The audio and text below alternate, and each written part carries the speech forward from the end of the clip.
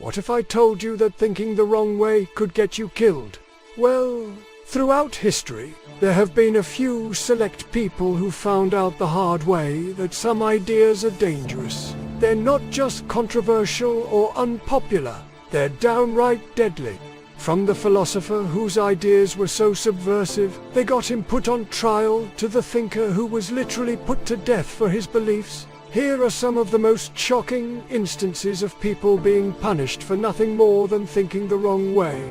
Socrates, one of the most influential philosophers of all time, was sentenced to death by the Athenian democracy for impiety and corrupting the youth. He was given the option to escape, but he chose to stay and drink the poison hemlock rather than renounce his beliefs. Plato founded the Academy, one of the first institutions of higher learning in the Western world. It was established around 387 BCE in Athens.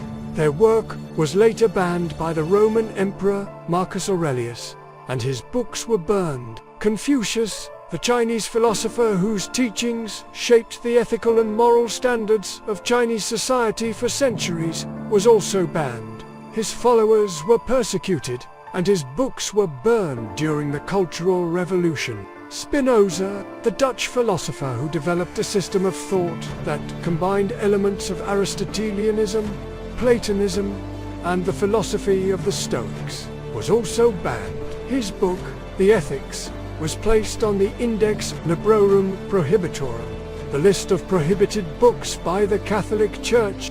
And those are just a few examples. There are many other philosophers and thinkers who have been banned or censored throughout history. So I'll ask you, have you ever been punished for your ideas? Or maybe you've punished yourself for thinking a certain way? You can let me know down in the comments. But it's through the struggles and sacrifices of those who dared to question the world around them that we've been able to learn and grow as a society. So don't be afraid to think critically and challenge the status quo, because it's through our collective efforts that we can make the world a better place. Thanks for watching. Subscribe for more.